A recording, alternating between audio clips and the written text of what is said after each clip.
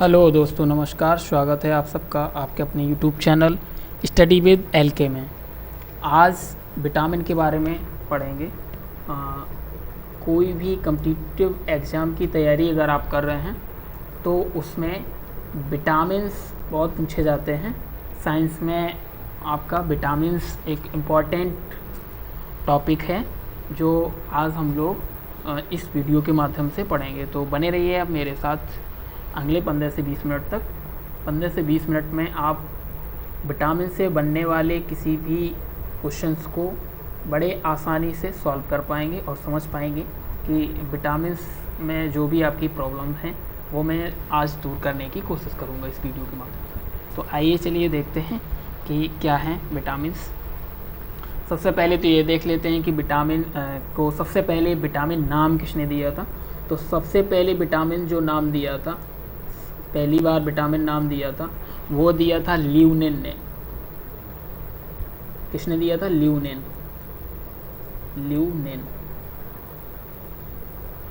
Double N है। सबसे पहले विटामिन नाम दिया था ल्यूनेन ने। ल्यूनेन। अच्छा, इसकी खोज किसने की? विटामिन की खोज की थी कैसमियर फंक ने। जबकि पहली बार विटामिन नाम किसने दिया था? ये पहली बार जो नाम दिया था वो नाम दिया था ल्यूनेन ने। तो ये आप लोग ध्यान रखेंगे, यहाँ पे कंफ्यूज नहीं होना है, क्योंकि अक्सर ये गड़बड़ हो जाता है। हमें एक ही बात ध्यान रहती है कि विटामिन शब्द आया नहीं कि मैंने फंक किया, नहीं, ऑप्शन में देखते हैं। लेकिन नहीं, ये भी देखना है कि पहली बार नाम किसने दिया था, ये बात पूछ रहा है। खोज किसने की थी विटामिन की, ये पूछ रहा है। तो अगर खोज पूछेगा कि डिस्कवर किसने किया तो फंक ने किया था, कैसमियर फंक ने। जबकि विटामिन नाम किसने दिया था? ल्यूनेन ने। तो विटामिन करता क्या है? विटामिन उपापचयन क्रिया को बैलेंस रखने का काम करता है। किसको? उपापचयन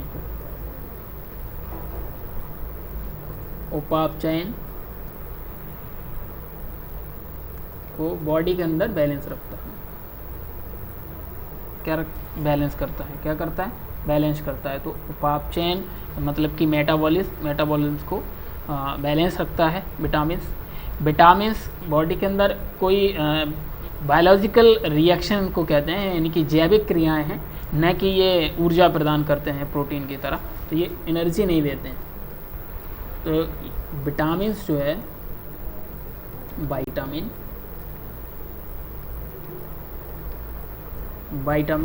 एनर्जी नहीं देते हैं।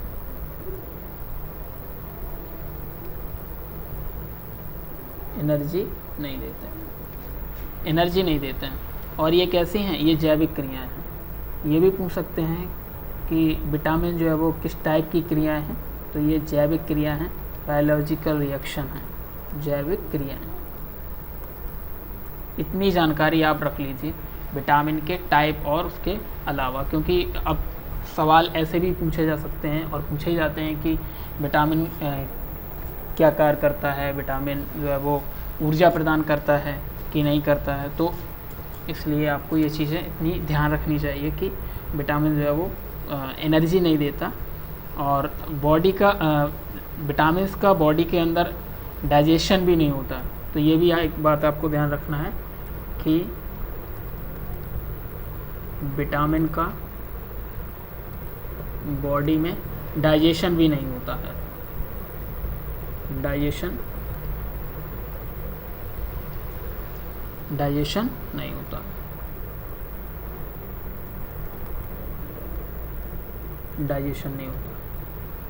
ठीक है। अच्छा, विटामिन्स कितने प्रकार के होते हैं?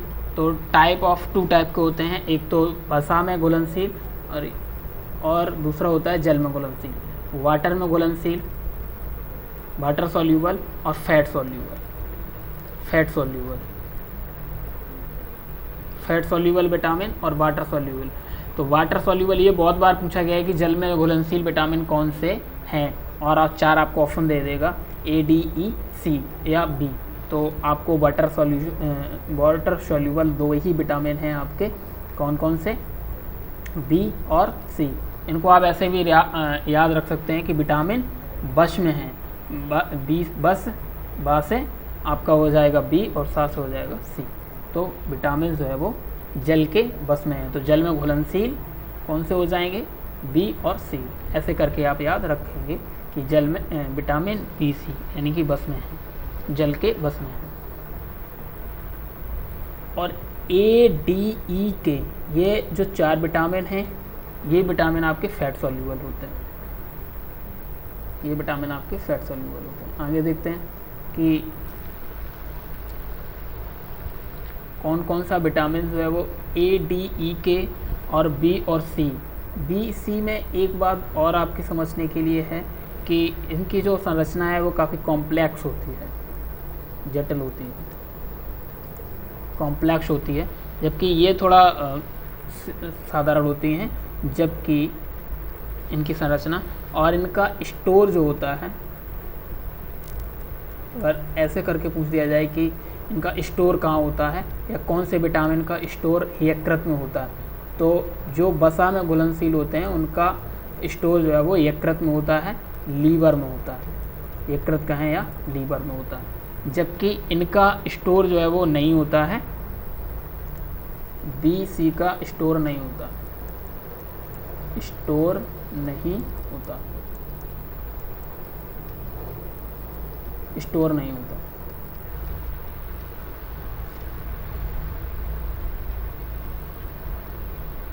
अच्छा, इनका स्टोर क्यों नहीं होता? क्योंकि इनका स्टोर इसलिए नहीं होता क्योंकि ये ह्यूमन के द्वारा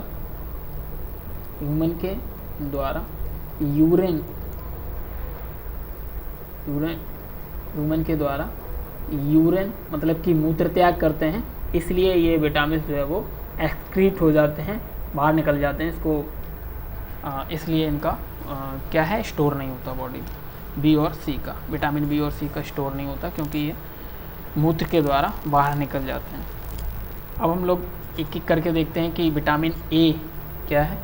तो सबसे पहले देखते हैं विटामिन ए। विटामिन ए का रासायनिक नाम, जैसा कि आप लोग जानते होंगे, रेटिनॉल है। विटामिन ए का केमिकल नेम क्या है, रेटिनॉल। और ये कैसे हैं, फैट सॉल्यूबल हैं और ये स्टोर होता है। तो ये जब आपको ऑप्शन दिया जाए तो आप यहाँ पर कंफ्यूज नहीं होंगे, इस बात को ध्यान रखेंगे कि वाटर सॉल्यूबल केवल 2 ही विटामिन हैं, बी और सी। उसके अलावा आपके बाकी के जो ए डी ई के हैं, जो 4 विटामिन हैं, ये विटामिन आपके फैट सॉल्यूबल हैं। तो इसका केमिकल नेम रेटिनॉल है। और इसका नाम पहली बार विटामिन ए का नाम किसने दिया था, पॉल कर्नर ने दिया था। नाम किसने दिया था, का नाम दिया था पॉल कर्नर ने।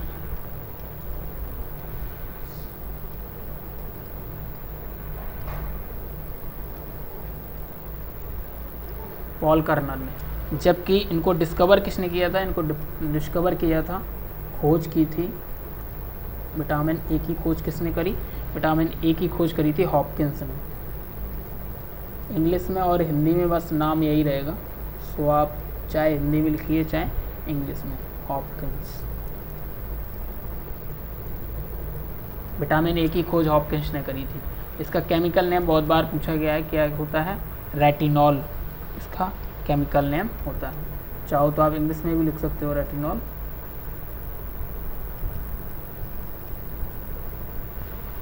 रेटिनॉल विटामिन के द्वारा, विटामिन ए के द्वारा कौन सी डिजीज़ होती है सबसे ज़्यादा, जो आप समझते होंगे, रतौंधी, जिसको रतौंधी कहते हैं। ये जो है वो अंधेरे में या थोड़े से कम रोशनी में दिखाई ना देना, जिसको रतौंधी कहते हैं। तो विटामिन ए की कमी से रतौंधी रोग हो जाता है। और विटामिन ए से डब्ल्यूबीसी के निर्माण में ये बहुत सहायक होते हैं। डब्ल्यूबीसी के निर्माण में सहायक होते हैं। डब्ल्यूबीसी के निर्माण में सहायक होते हैं विटामिन ए। इससे क्या है कि इम्यूनिटी इंक्रीज़ होती है, विटामिन ए से इम्यूनिटी इंक्रीज़ होती है। सो ये जो है, इससे विटामिन ए की कमी से ये आपका रोग हो जाता है। इसके स्रोत क्या हैं, रतौंधी रोग हो जाता है। इससे एक रोग और हो जाता है, जैसे कि विटामिन ए की कमी हो जाए तो आंसू आना बंद हो जाता है ये, क्योंकि विटामिन ए अगर आपका भरपूर मात्रा में होगा तो ये आंसू बनाने में भी सहायक होता है। टीयर्स निर्माण में सहायक होता है, टीयर्स निर्माण में भी सहायक होता है। और ये विटामिन ए जो है वो रोडोप्सिन बनाने में भी सहायक होता है। तो इतना आपको ज़रूरत नहीं है, लेकिन ये लिख लीजिए कि रोडोप्सिन बनाने में भी सहायक होता है।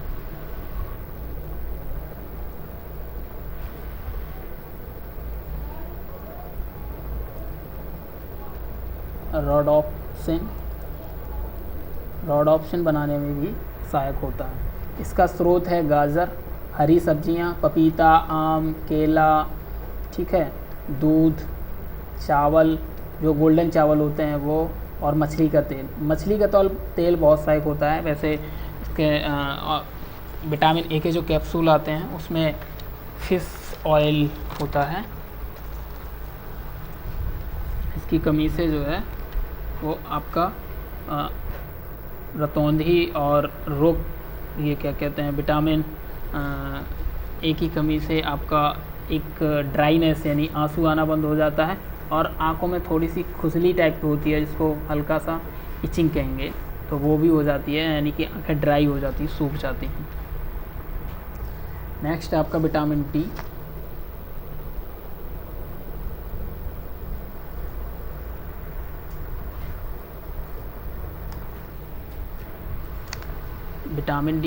विटामिन डी की खोज किसने करी है? इसका केमिकल नेम क्या है? इसका केमिकल नेम जो है वो कैल्सीफेरॉल होता है। क्या होता है? कैल्सीफेरॉल।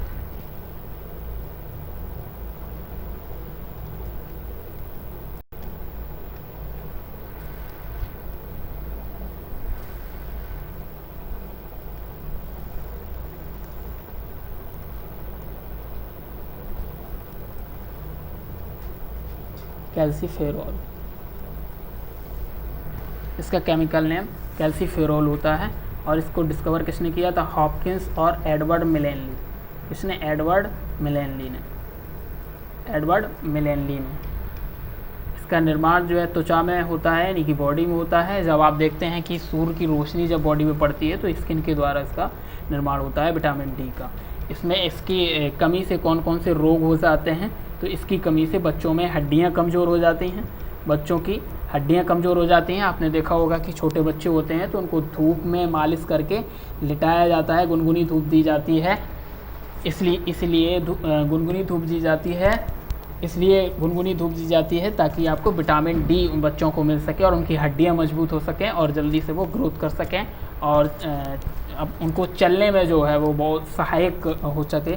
तो बच्चों के चलने के लिए भी, जब बच्चे छोटे होते हैं उनके चलने के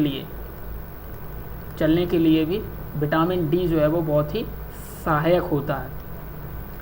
उसके बाद खोपड़ी की हड्डी भी कमज़ोर हो जाती हैं, इसीलिए गुनगुनी धूप लेना बहुत आवश्यक होता है। क्यों? क्योंकि विटामिन डी का निर्माण जो है वो सूर्य की रोशनी में या गुनगुनी धूप में होता है। जब तक हल्की सी सुबह की जो गुनगुनी धूप होती है, जब सुबह के 7 से 8 9 बजे तक 10 बजे तक पीराई फटती है, वो धूप आपको ज़रूर लेनी चाहिए, आधा घंटा 1 घंटा निश्चित तौर पर सभी लोगों को। इससे हड्डियां मजबूत रहती हैं और खोपड़ी भी अच्छी रहती है, ब्रेन भी अच्छा रहता है, दिमाग भी खूब काम करता है। नाक, कान और अन्य हड्डियाँ भी इसकी कमज़ोर हो जाती हैं, और बच्चों में दांत जो है वो देर से निकलते हैं, तो ये भी विटामिन डी की कमी से होता है। अगर विटामिन डी की कमी जो है वो बच्चों में हो गई तो उनके दांत जो निकलते हैं वो भी काफ़ी समय बाद निकलते हैं और काफ़ी परेशानी होती है। अगर विटामिन डी भरपूर होगी तो ऐसी दिक्कत बच्चों में नहीं होगी। ये इनकी पूर्ति कहाँ से होते हैं? दूध, अंडा, मांस, दूध से जो भी प्रोडक्ट बनते हैं, जैसे आपका पनीर हो गया और भी अन्य प्रोडक्ट हो गए, तो ये सब, और सूर्य की रोशनी। तो यहाँ से आपको डेली 10 से 20 मिनट या आधा घंटा 1 घंटा के लिए निश्चित तौर पर लेनी चाहिए विटामिन डी की पूर्ति के लिए। तो ये आपका विटामिन डी था। Next vitamin E.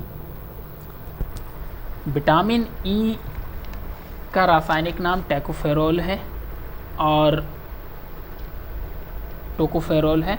इसको ब्यूटी विटामिन भी कहा जाता है।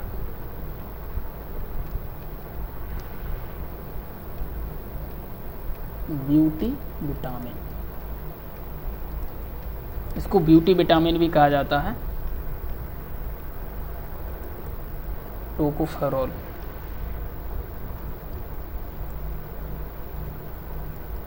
टोकोफेरोल इसका केमिकल नेम है। कई बार पूछा गया है कि विटामिन डी का केमिकल नेम क्या है, तो विटामिन डी का केमिकल नेम टोकोफेरोल है। इसको ब्यूटी विटामिन क्यों कहा जाता है, क्योंकि ये जो है वो स्किन में और बॉडी पर जो रिंकल पड़ जाते हैं वो ना हो, उसमें ये विटामिन डी की विटामिन ई की अगर कमी हो जाती है तो फेस पर जो हल्की हल्की झुर्रियाँ दिखाई देती हैं, रिंकल्स पड़ जाते हैं, झुर्रियाँ जो पड़ जाती हैं, तो विटामिन ई की कमी से हल्की सी झुर्रियाँ पड़ जाती हैं। इसीलिए इसको ब्यूटी विटामिन भी कहा जाता है, क्योंकि अगर विटामिन ई की कमी ना हो तो आपकी बॉडी पर फेस पर जो है वो ग्लो बना रहता है, चमक बनी रहती है, बॉडी पर रिंकल नहीं पड़ते हैं। और अगर विटामिन ई की कमी हो जाए तो ऐसा होता है। और इसके अलावा इससे सबसे महत्वपूर्ण बात की इसमें जो है वो रिप्रोडक्शन में, मतलब कि प्रजनन क्षमता कम हो जाती है और शरीर पर झुर्रियाँ पड़ जाती हैं इसकी कमी से। इसकी खोज किसने किया था? एवंस और बायोशर ने इसका खोज किया था। एवंस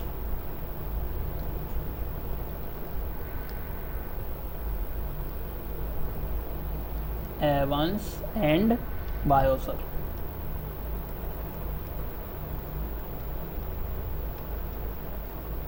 एवंस एंड बायोशर ने इसको डिस्कवर किया था विटामिन ई को। इसकी पूर्ति कहाँ से होगी? इसका चना जो ग्राम आप लोग सुबह फुलाकर कच्चे चने खाने से बहुत जल्दी विटामिन ई की पूर्ति हो जाती है। इसके अलावा सूरजमुखी का बीज है, कर्ड है, दही और बादाम का तेल, मछली का तेल, टमाटर, मूंगफली का तेल। तो ये टमाटर जो है वो कच्चे टमाटर खाने से बहुत जल्द विटामिन ई की पूर्ति हो जाती है। और चने को, कच्चे चने फुलाकर जो भिगोकर सुबह खाते हैं, वो ऐसा खाली पेट खाने से और कच्चे टमाटर को खाने से, ताज़े और साफ़ हों, तो टमाटर और कच्चे चने ये साधारण और जल्दी से हम लोगों को उपलब्ध भी हो जाते हैं बड़े आसानी से, क्योंकि रोज़मर्रा में ये चीज़ें जो है वो उपलब्ध रहती हैं। तो यहाँ से आप विटामिन ई की पूर्ति कर सकते हैं। अब आपका नेक्स्ट है विटामिन के, जो कि बहुत ही महत्वपूर्ण है और यहाँ से बहुत सवाल आपसे पूछे गए हैं विटामिन के से। विटामिन के जो है वो उसका रासायनिक नाम है नेप्थेलोक्विनीन।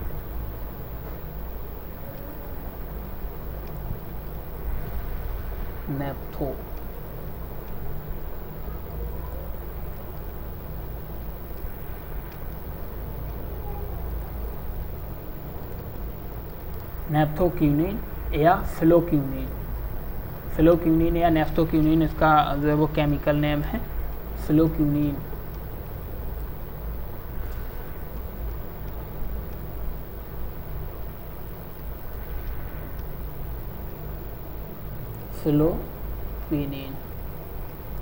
नेप्थोक्विनीन या फिलोक्विनीन इसका केमिकल नेम है।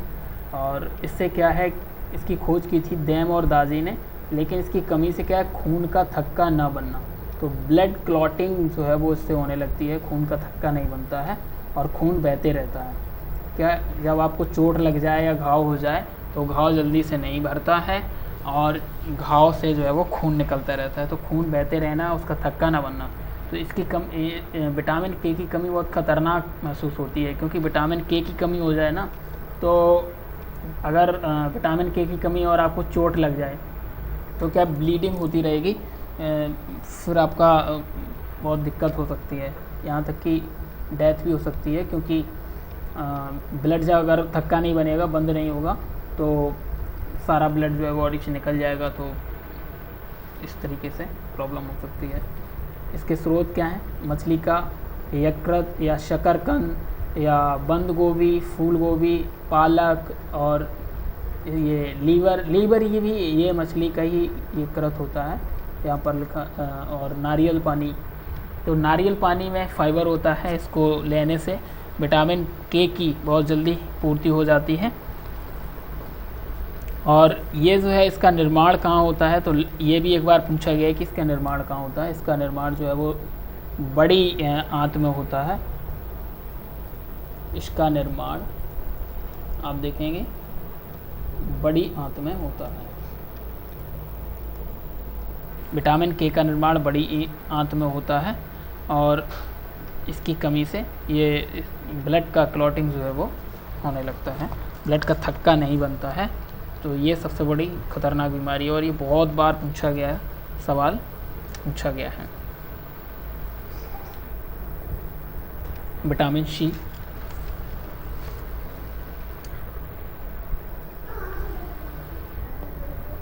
अब ये आपके जो विटामिन सी और विटामिन, ये जो आपने 4 विटामिन पढ़े वो आपके जो है वो फैट सॉल्यूबल विटामिन थे।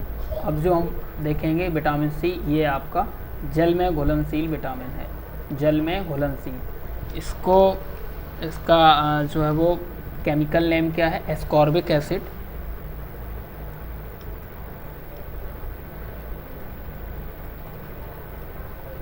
एस्कॉर्बिक एसिड, हिंदी में भी यही नाम है इसका, एस्कॉर्बिक अम्ल। तो इसकी कमी से कौन सा रोग हो जाता है? स्कर्वी रोग हो जाता है। इसकी कमी से स्कर्वी रोग हो जाता है और इम्यूनिटी की कमी हो जाए, इम्यूनिटी की कमी हो जाती है, जिससे कैंसर भी हो सकता है। तो विटामिन सी की कमी से इम्यूनिटी की कमी हो जाती है, जिसकी वजह से आपको कैंसर भी हो सकता है। और विटामिन ई की कमी से घाव का जल्दी ना भरना, जैसे कि किसी को डायबिटीज़ है और या कोई भी प्रॉब्लम्स है, जैसे अभी डेंगू था तो उसमें सबसे ज़्यादा विटामिन डी की कमी पाई जाती थी। क्यों? क्योंकि इससे क्या है कि मसूड़ों से ब्लीडिंग हो जाती थी और खून बहते रहना। तो ये विटामिन सी की कमी से इतनी टाइप की प्रॉब्लम हो जाती है, इसको स्कर्वी रोग कहते हैं। इससे जो विटामिन सी की कमी से स्कर्वी रोग हो जाता है, इससे बॉडी में जो है वो क्षमता कम हो जाती है। इसका सबसे ज़्यादा पूछा गया सवाल वो है कि विटामिन सी की पूर्ति सबसे ज़्यादा विटामिन सी किस में पाया जाता है? तो ये आंवले में पाया जाता है। उसके बाद खट्टे फलों में, नींबू में, संतरा, इमली और खट्टे फल आम, अमरूद। आम में भी कुछ मात्रा में पाया जाता है और अमरूद में भी कुछ मात्रा में पाया जाता है, लेकिन सबसे ज़्यादा आंवले में पाया जाता है। तो ये बहुत बार सवाल पूछा गया है कि विटामिन सी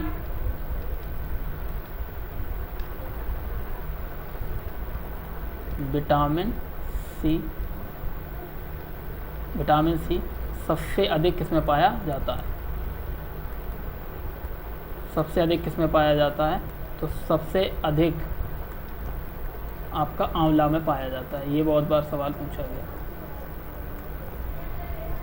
उत्तर प्रदेश के प्रतापगढ़ में आंवले का सबसे ज़्यादा उत्पादन होता है। उसके बाद हम लोग देखेंगे विटामिन बी।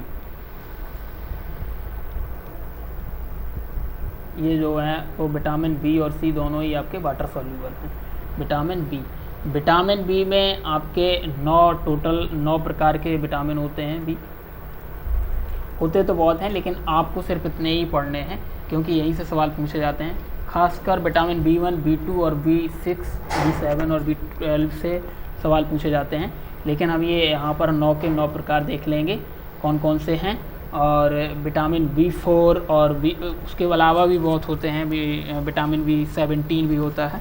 सो आपको इतनी आवश्यकता नहीं है, बस इतना जितनी ज़रूरत है यहाँ से सवाल पूछे जाते हैं इतना आपको इसमें हम बताएंगे। तो विटामिन B1 का जो केमिकल नेम है वो थायमीन है और इसके स्रोत हैं आपका चावल, गेहूँ, मूंग, चना, दाल और मूंगफली, मक्का और हरी सब्जियाँ। यहाँ पर आपने देखा होगा कि विटामिन ई में भी जो है वो सबसे ज़्यादा गेहूं के जो अंकुरित बीज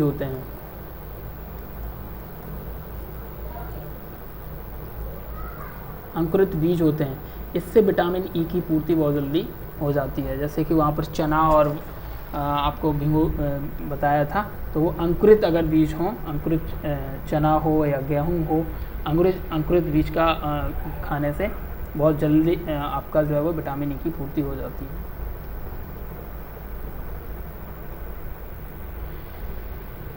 इससे इसका केमिकल नेम थायमीन है।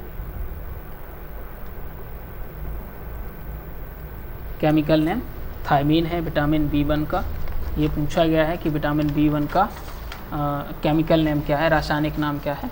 तो रासायनिक नाम जो है B1 का थायमीन है। इसकी कमी से बेरी रोग हो जाता है। इसकी कमी से कौन सा रोग होता है? बेरी रोग हो जाता है।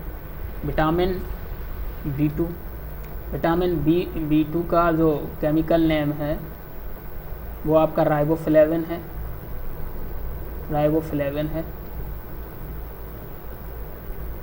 मैं लिख देता हूँ यहाँ पर इंग्लिश में भी, राइबोफ्लेविन।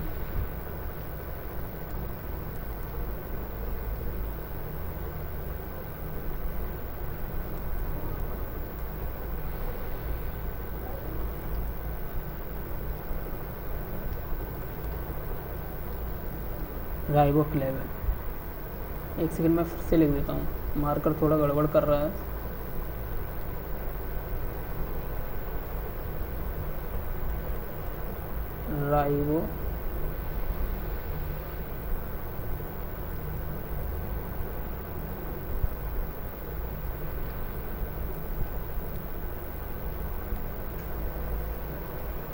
राइबोफ्लेविन।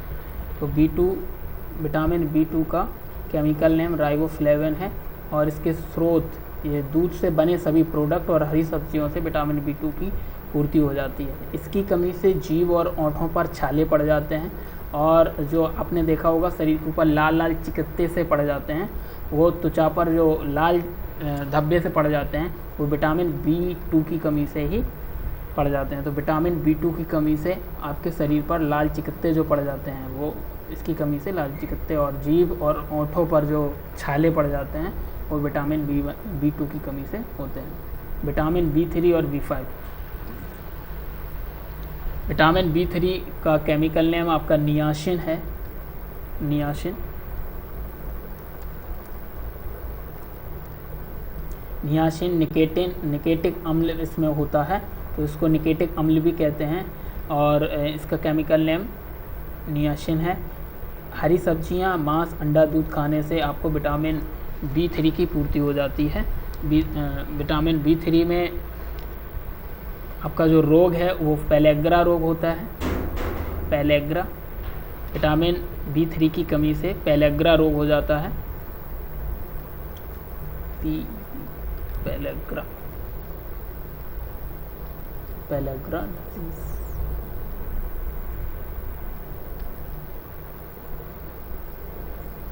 पेलेग्रा डिजीज़ हो जाती है।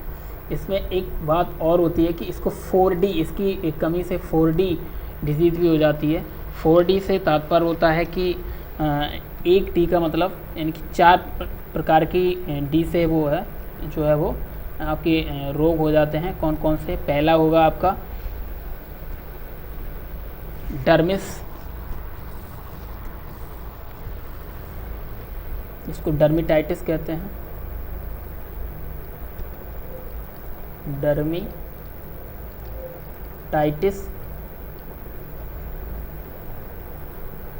या डर्मिस, इसको त्वचा रोग कहेंगे, त्वचा रोग। दूसरा हो जाता है आपका डायमेंशिया, डायमेंशिया रोग। तो डायमेंशिया इसमें क्या है? याददाश्त कमज़ोर हो जाती है। डायमेंशिया का मतलब याददाश्त कमज़ोर हो जाती है डायमेंशिया में।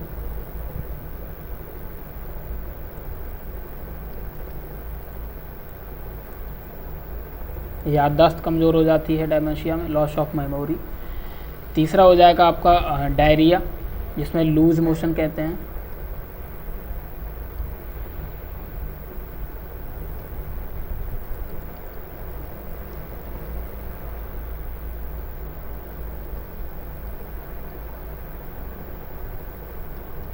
डायरिया जिसमें लूज मोशन हो जाते हैं। दस्त लगना, दस्त लगना। और 1D का मतलब हो जाता है आपका चौथा और लास्ट है, जिसमें डेथ, जिसको डेथ कहेंगे, डेथ या मृत्यु। तो ये जो 4D डिजीज़ है वो विटामिन B3 की कमी से होती है, जिसमें डर्मिटाइटिस जिसको त्वचा रोग कहेंगे। दूसरा आपका डायमेंशिया हो जाता है, याददाश्त जिसमें कमज़ोर हो जाती है, लॉस ऑफ मेमोरी। और तीसरा आपका डायरिया जिसको लूज मोशन कहेंगे। और लास्ट एंड फोर्थ आपका डेथ हो जाती है अंततः। तो मृत्यु हो जाती है। ये इसको विटामिन B3 की कमी से हो जाता है। भाई साहब बड़ा ख़तरनाक था B3, इसमें तो D4 भी हो जाता है, ये किसी को ना हो। नेक्स्ट B5 का केमिकल नेम पेंटोथेनिक अम्ल है और इसकी हरी सब्जियां, दूध, आंवला, मशरूम, अंडा और मांस, इन सब से विटामिन B5 की पूर्ति हो जाती है। ऐसा आप अगर डेली चीज़ों में, अगर डेली रूटीन में आप खाने में लेते होंगे तो बाल सफ़ेद हो जाते हैं इसकी कमी से, और बालों की क्या है, ग्रोथ रुक जाती है, और इनमें क्या है, डेंड्रफ टाइप का हो जाता है विटामिन B5 की कमी से, जिसको डेंड्रफ कहेंगे या रूसी कहें, रूखापन हो जाता है, जो खुजली हल्की सी हो जाती है, उसको कहते हैं। नेक्स्ट है आपका विटामिन B6, इसका केमिकल नेम है पायरोडॉक्सिन, और ये अनार के दाने खाने से, दूध, चुकंदर और पालक और मांस इत्यादि चीज़ों को खाने से विटामिन B6 की पूर्ति हो जाती है। और इसमें हल्की एनीमिया जिसको कहते हैं, उसमें RBC का निर्माण जो है वो बंद हो जाता है। तो विटामिन B6 की कमी से क्या होता है, RBC का जो है वो इसमें निर्माण होना बंद हो जाता है, उसको हल्की एनीमिया कहते हैं, कि माइल्ड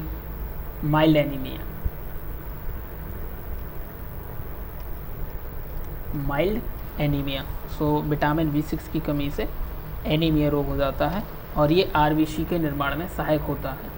अगर इसकी कमी हो जाए तो क्या होता है, RBC का निर्माण बंद हो जाता है, और इसकी अगर पूर्ति रहे विटामिन B6 जो है वो, इससे क्या है, ये RBC के निर्माण में सहायक होता है।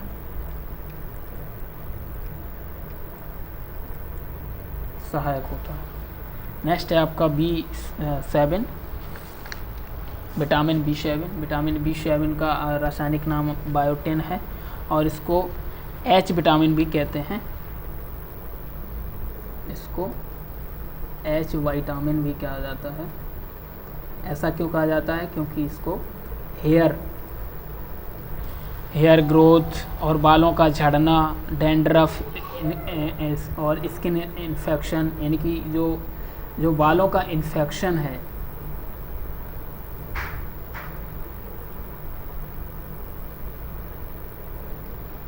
बालों का इन्फेक्शन और डेंड्रफ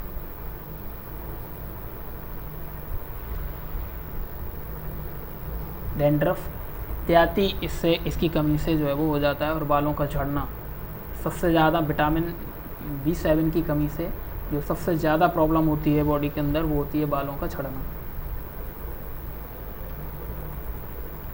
बालों का झड़ना और बालों में रूसी हो जाती है और त्वचा इन्फेक्शन हो जाता है। इसकी कमी की पूर्ति के लिए आंवले का एक स्वरस आता है, मतलब कि आंवले का जूस। उस आंवले के जूस को अगर आप सुबह डेली 1 ढक्कन पीते हैं तो इससे बहुत आपको फ़ायदा मिलेगा विटामिन B7 की पूर्ति करने में, और आपके कितने भी बाल क्यों ना झड़ रहे हों, इससे बाल झड़ने में आपको बहुत ही लाभ प्राप्त होगा ये आंवले के जूस से। मछली का तेल, इससे भी आपको बाल झड़ने में जो है वो लाभ प्राप्त होगा, सहायता होगी। नेक्स्ट है आपका विटामिन B9, इसका जो है वो रासायनिक नाम फॉलिक अम्ल है, इसका पूछा गया, और इससे होने वाला जो आपका रोग है वो है मेगैलोब्लास्टिक एनीमिया। तो विटामिन B9 की कमी से मेगैलोब्लास्टिक एनीमिया रोग हो जाता है, और इसके अलावा अभी आपको बताया था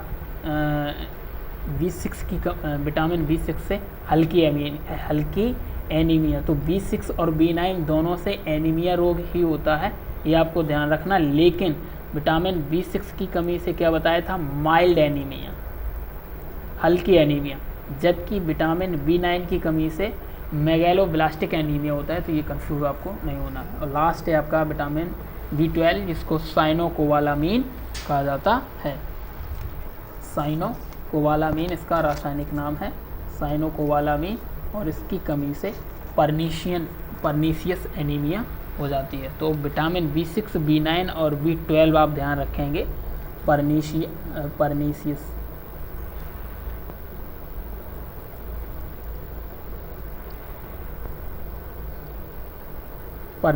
एनीमिया।